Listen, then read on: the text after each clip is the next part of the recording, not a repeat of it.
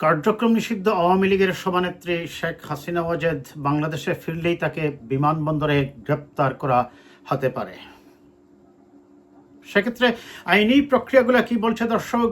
শেখ হাসিনা ওয়াজেদ গত কয়েকদিন আগে আপনারা জানেন যে ভারতের দিল্লিতে একটি অডিও কনফারেন্স করেন। সেই অডিও কনফারেন্স নিয়ে অবশ্য প্রথম দিকেই বাংলাদেশ সরকারের পক্ষ থেকে পররাষ্ট্র মন্ত্রণালয় একটি তীব্র প্রতিবাদ লিপি পাঠায় এবং তাকে রাজনৈতিক কর্মকাণ্ডের সুযোগ দেওয়ার জন্য ভারত সরকারকে বিরত থাকার অনুরোধ করে। কিন্তু ভারত বলে যে সেটি তাদের সরকারি কোনো অনুষ্ঠান নয় কিংবা সরকারের সহায়তায় কোনো অনুষ্ঠান নয়, এটি সম্পূর্ণই তাদের ব্যক্তিগত আয়োজনে হচ্ছে। কিন্তু প্রশ্নটা থেকেই যায়, যদি আপনার দেশে তিনি রাজনৈতিক আশ্রয় বলুন আর পালিয়ে গিয়ে বলুন, আপনারা বলছেন তাকে অতিথি হিসাবে রেখেছেন, যেভাবেই রাখুন, আপনার দেশের আইন কি বলে তিনি কি ওই আপনার দেশের ভৌগোলিক সীমানায় বসে আরেক দেশ সম্পর্কে কোনো ধরনের বিরূপ মন্তব্য করতে পারেন কিনা, এবং সেখানে তিনি সরকারের বিরুদ্ধে কিছু অসাংবিধানিক এবং আনকনস্টিটিউশনাল কথাও বলেছেন, যেটার ব্যাপারে অবশ্য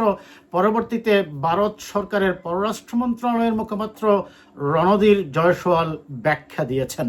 আমি তার ব্যাখ্যাটা একটু বলি সংক্ষেপে দর্শক। তাকে প্রশ্ন করা হয়েছিল যে শেখ হাসিনা ওয়াজেদ তার যে সাংবাদিক সম্মেলনে বলেছেন বাংলাদেশের সরকারকে অবৈধ সরকার, এটি আপনারা এন্ডোর্স বা অ্যাকসেপ্ট করেন কিনা। তার জবাবে জয়সওয়াল গতকালকে তিনি পরিষ্কার করেছেন যে ভারত সরকার এই বক্তব্য সমর্থন করে না। ভারত সরকার বর্তমান তারেক রহমানের নেতৃত্বাধীন যে সরকার ক্ষমতায় আছে তাকেই বৈধ সরকার বলে মনে করে। তাহলে শেখ হাসিনা ওয়াজেদের বক্তব্যের এবং এই সাংবাদিক সম্মেলনের আগেই বিএনপি সরকার তো জানিয়েছিল যে তিনি দেশ বিরোধী এবং কনস্টিটিউশনাল ম্যাটার্সের এগেনস্টে গিয়ে যদি কোনো বক্তব্য দেন সেই বক্তব্যের দায়ভার ভারত সরকারের। অবশ্য বাংলাদেশ সরকারের যে পররাষ্ট্র মন্ত্রণালয়ের যে বিবৃতিটা ছিল দর্শক, আমি মনে করি এটা এ যাবৎকালের অত্যন্ত কড়া ভাষার একটি প্রতিবাদ লিপি। আমি সেই প্রতিবাদ লিপির বক্তব্যটা আপনারা দেখেছেন, আমি আর সেটা ডিটেলস এখানে বলছি না। তাহলে প্রশ্ন হচ্ছে তারা কেন অডিও কনফারেন্সের অনুমোদন দিল? নাও তাকে আরেকটা প্রশ্ন করা হয়েছিল তার ছেলে জয়কে। জয় সেই প্রশ্নের উত্তর দেন যে বাংলাদেশ খুব দ্রুতই পাকিস্তান হয়ে যাচ্ছে। তার সেই বক্তব্যকে ভারত সমর্থন করে কিনা। জয়সওয়াল তার উত্তরে সরাসরি উত্তর এড়িয়ে গিয়ে তিনি ডিপ্লোম্যাটিক আনসার দিয়েছেন বলেই আমার কাছে যেটা মনে হয়েছে দর্শক। তিনি বলেছেন যে আমরা আমাদের প্রতিবেশী রাষ্ট্রগুলোর গতিবিধির উপর তীক্ষ্ণ দৃষ্টি রাখছি এবং আমরা আমাদের মতো করেই আমাদের পররাষ্ট্র নীতিকে সাজাবো। অর্থাৎ তিনি এই ব্যাপারে সরাসরি কোনো মন্তব্য না করে এড়িয়ে যান, আমার অ্যানালাইসিস হচ্ছে।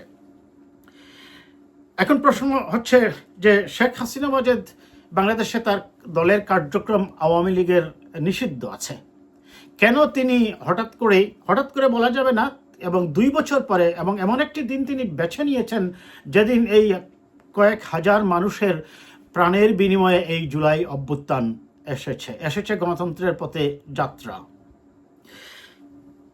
প্রথমত হচ্ছে তার দল আওয়ামী লীগ বাংলাদেশের কার্যক্রম নিষিদ্ধ। দ্বিতীয়ত হচ্ছে তিনি একজন দণ্ডপ্রাপ্ত আসামি, মৃত্যুদণ্ডপ্রাপ্ত আসামি।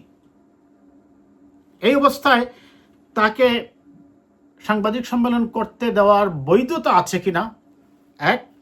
দ্বিতীয়ত হচ্ছে তিনি এই সংবাদ সম্মেলনের মাধ্যমে তার আওয়ামী লীগের কার্যক্রমকে চাঙ্গা করা কিংবা কর্মীদেরকে একটু জাগ্রত করা কিংবা তাদের অস্তিত্ব জানান দেওয়া ছিল কিনা, আমরা সেই আলোচনায় আসছি।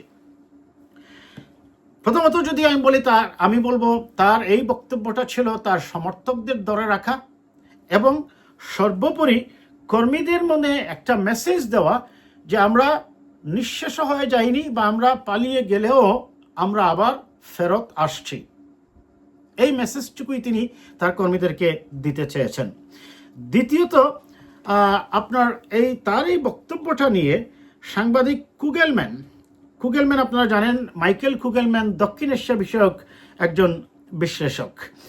তিনি তার একটা বিশ্লেষণে তুলে ধরেছেন যে কেন শেখ হাসিনা ওয়াজেদ বাংলাদেশে ফেরার জন্য তার আগ্রহ ব্যক্ত করছেন। তিনি বলছেন, প্রথমত তার ধারণা হতে পারে বিএনপি নেতৃত্বাধীন সরকার অতীত বর্তমান রাজনৈতিক পরিবেশ অন্তর্বর্তী সরকারের তুলনায় তার জন্য বেশি অনুকূল। কারণ অন্তর্বর্তী সরকার আওয়ামী লীগের রাজনৈতিক কার্যক্রম নিষিদ্ধ করেছিল।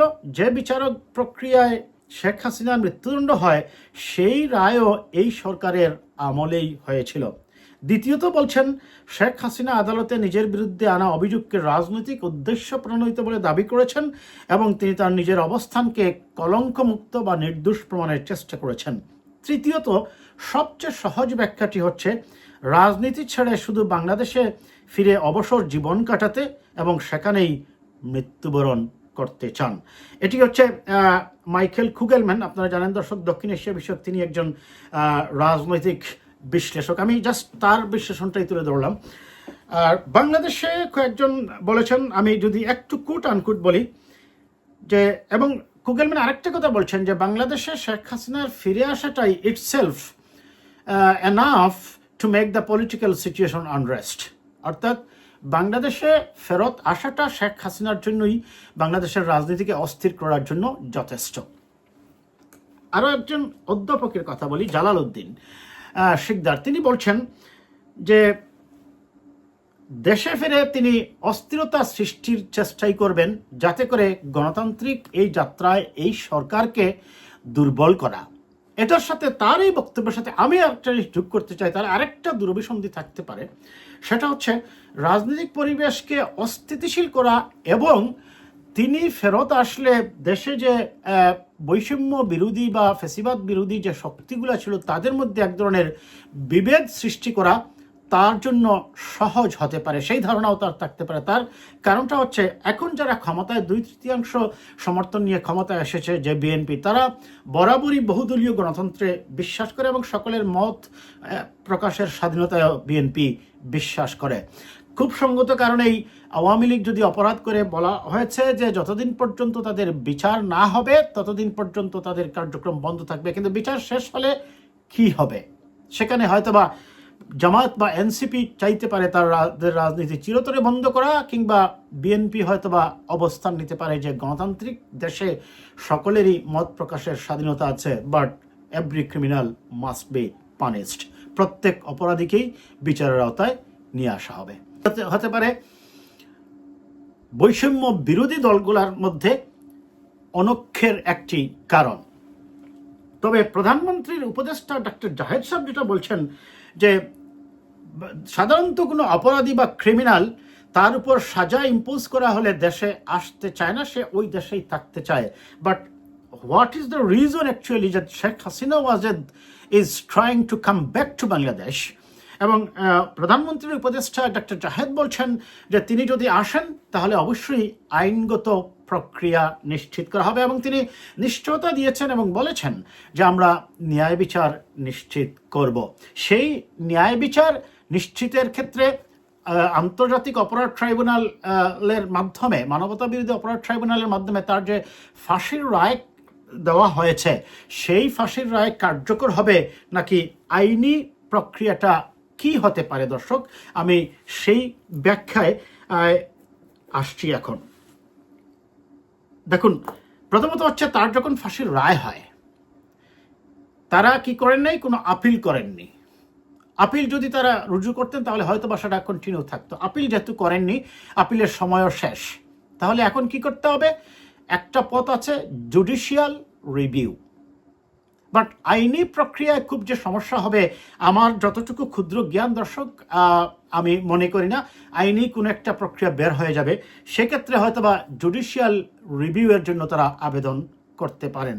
তবে শেখ হাসিনা ওয়াজেদের যে ফাঁসির রায় হয়েছে সেটা কার্যকর হবে নাকি জুডিশিয়াল রিভিউ চলবে নাকি তার যাবজ্জীবন হবে? দর্শক, আমার এই দীর্ঘ রাজনৈতিক জীবনের অভিজ্ঞতা থেকে আমি বলতে পারি সেটা কিন্তু নির্ভর করবে পলিটিক্যাল আন্ডারস্ট্যান্ডিংয়ের উপর। দ্যাট মিনস একটা পলিটিক্যাল বোঝাপড়া করতেই হবে। পলিটিক্যাল বোঝাপড়া ছাড়া এই সমস্যার সমাধান হবে বলে আমি মনে করি না। এক, দ্বিতীয়ত এখানে যে বিষয়টা আসবে সেটা হচ্ছে, আপনারা জানেন যে ভারত বাংলাদেশের সেই যে গঙ্গার পানি চুক্তিটা এই ডিসেম্বরেই শেষ হয়ে যাচ্ছে, আর মাত্র 5 মাস আছে। এই পানি চুক্তিটাকে যদি ভারতের সাথে আমরা দ্বিপাক্ষিক আলোচনার মাধ্যমে সেটা আরও কন্টিনিউ করতে পারি, আমার অপিনিয়ন হচ্ছে ভারতের সাথে আমাদের সম্পর্ক কিছুটা হলেও দৃঢ় হবে। Because end of the day রাজপথে দাঁড়িয়ে অনেক বক্তৃতা দেওয়া যাবে, বাট দ্য রিয়ালিটি ইজ আমরা সব পরিবর্তন করতে পারবো। যেটা পরিবর্তন করতে পারবো না সেটা হচ্ছে আমাদের ভৌগোলিক অবস্থানকে। আমাদের 3 দিকেই কিন্তু ভারত বেষ্টিত আমরা।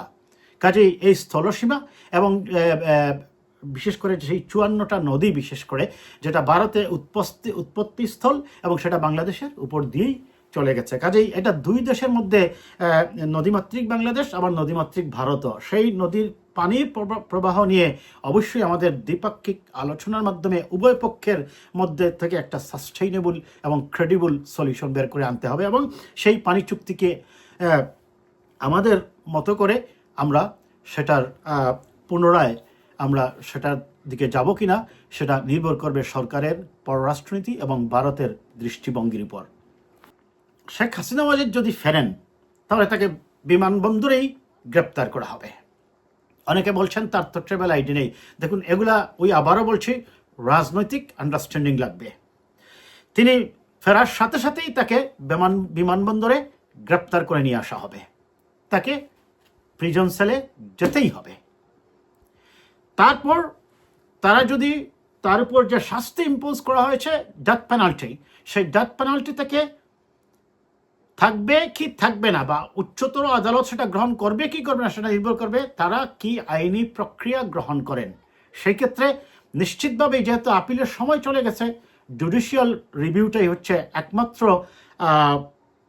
অল্টারনেটিভ, এবং সেই তারপরে আইনি প্রক্রিয়া যেটা আসে দর্শক, আমরা সেটা নিয়ে কথা বলবো। তবে শেখ হাসিনা ফিরলে এটা সত্য, অনেকেই মনে করছেন যে মাসিভ ওয়েতে আওয়ামী লীগের লোকজন রাজপথে বের হয়ে যাবে, বিশৃঙ্খলা করবে। আমার অ্যানালাইসিস হচ্ছে yes, there will be some demonstration, but that is not enough to unrest the government.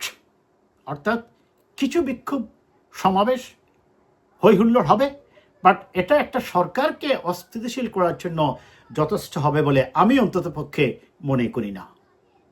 আজ এই পর্যন্ত।